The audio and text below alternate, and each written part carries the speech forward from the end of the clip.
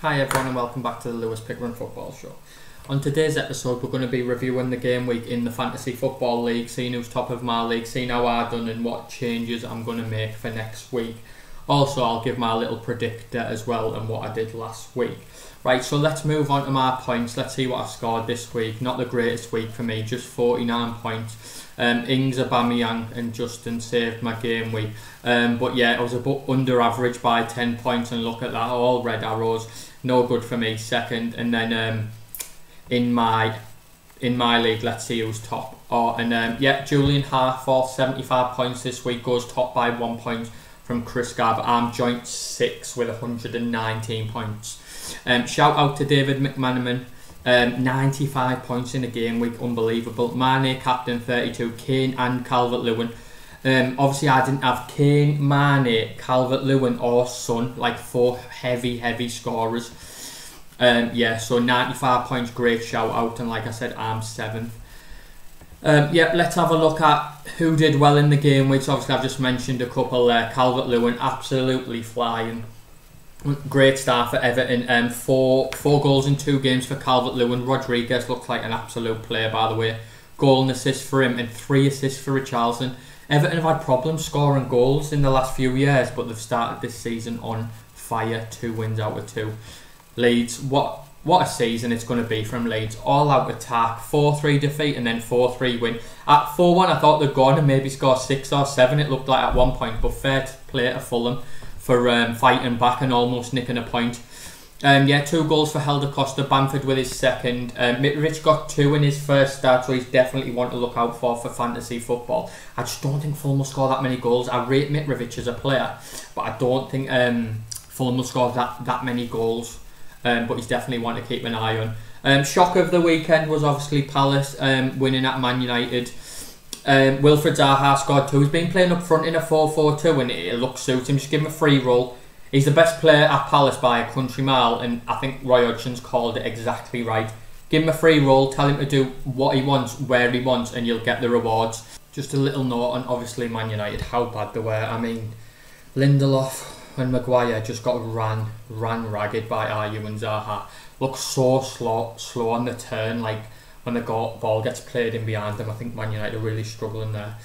Yeah, Pogba, I don't even know what to say anymore. I'm sick of saying, I'm sick of people saying, oh, his ability. Yeah, he has got great ability, but when you don't put the work rate in, it's just not worth having in your team, in my opinion.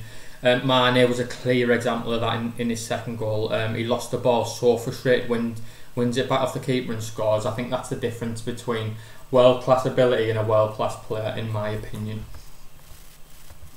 Now we move on to Arsenal. Very lucky. West Ham were very poor last week. I thought they were very unlucky at Arsenal. Definitely deserved a point. The young lad Nketiah come on and get the winner, and 2 wins out of 2 for Arsenal. You've seen Arteta's reaction at the end. He knew he'd got away with 1, but yeah, unlucky West Ham. If they play like that, they'll be absolutely fine, in my opinion.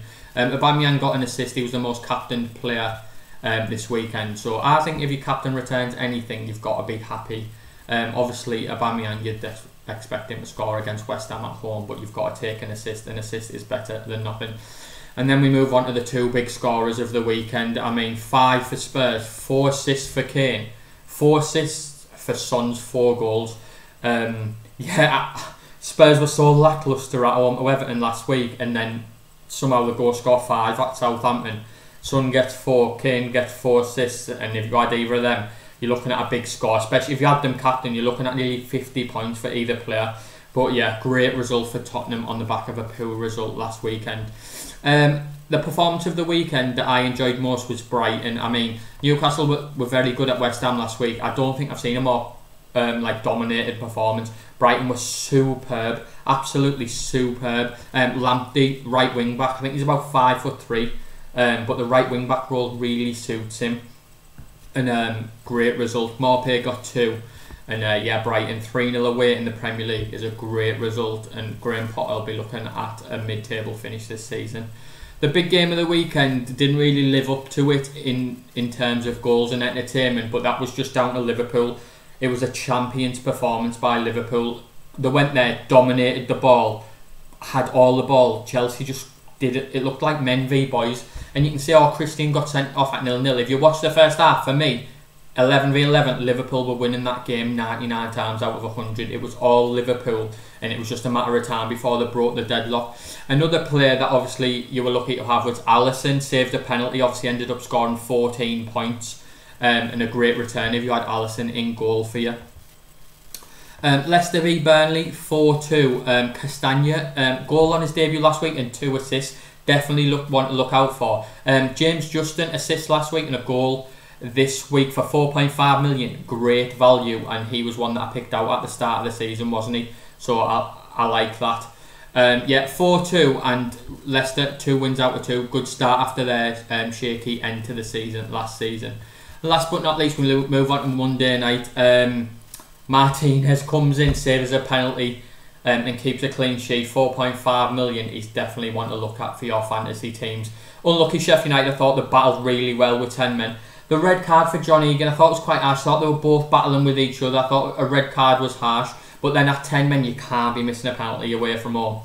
10 men, then they would have had something to hold on to. It was just a great opportunity to go 1-0 up. You can't be missing penalties at 0-0, especially when your team are down to 10 men. But fair play to Villa. There wasn't many chances in the game, but Villa won't care. 1-0 on their first game of the season. 3 points on the board.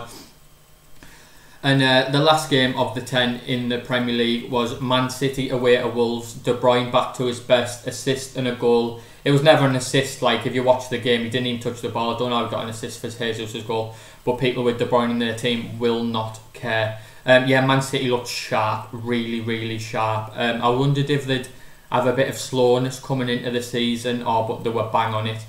Yeah, Jimenez gets another goal for Wolves, or every time Wolves seem to get a goal, Jimenez is involved. Patricio ended up making 6 saves. Yeah, it was just all Man City, and definitely something to look forward to. Right, and now we're going to move on to my game week transfers, and it's a wild card. My head's gone, lads.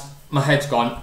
40 points off top, 10 points below average. I didn't like the look of my team. I've gone from my wild card game week 3. Yeah, Martinez in goal and Nyland on the bench. So I've gone for the Villa double, 4.5 and 4 million. If Martinez doesn't play, then I think Nyland will play. I think it's a good double to have. Alexander-Arnold, Salah and Jimenez. They're my 3 I wanted at the start of the season. I'm keeping them. They're going to be my 3 to give me the big bucks. And De Bruyne with Rodri and Fernandinho sat behind them last night.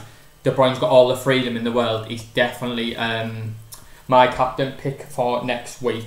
It was between De Bruyne and Sterling, and watching De Bruyne last night, De Bruyne was superb.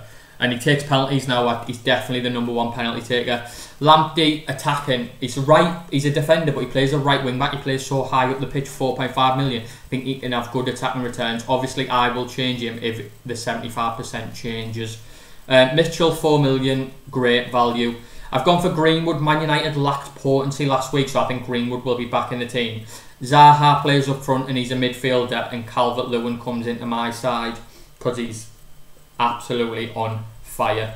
My team, I love my team so much more than my last week. Done on the Tarkowski and me were both out last week, and Dunn ended up getting a goal, 4 million. I think he's a good backup if Tarkowski might be going to West Ham, so Dunn would be their next choice centre half. But yeah, that's my wild card. Let me know in the comments below. Just let me know, what would you rather go for? Would you have Alexander-Arnold and Greenwood, or would you rather have Luke Ayling from Leeds and Bruno Fernandes? I want a Man United midfielder in there. What would you go for out of them? The only thing I'm a bit concerned about is having no Chelsea or Tottenham, but you can't have everything. Son, I think that was just a freak week. Obviously, Son's a very good player, but I can't see Tottenham scoring 5 many weeks. And obviously 4 goals is just a freak week. And the only thing for Chelsea is their midfield. I'm still unsure. I don't know when Ziyech is back. I don't know when Pulisic is back. They're saying it's next week, but then they're saying, it might be a bit longer. So I don't want to waste my wildcard on a Chelsea midfielder that then might turn around and then he's out for a bit longer. But I like the look of my bench because I think all 3 of them players can be rotated, and that's what I've struggled with the first 2 game weeks. I've had players that if they haven't played, I've had no one to come in. But yeah, that is my wild card. Let me know in the comments if you think I've been way too hasty with that.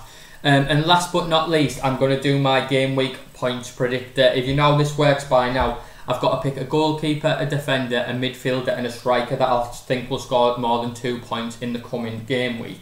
I've got to pick 2 players from European teams and 2 players from non-European teams, so I can't just pick a player from each of the top 4.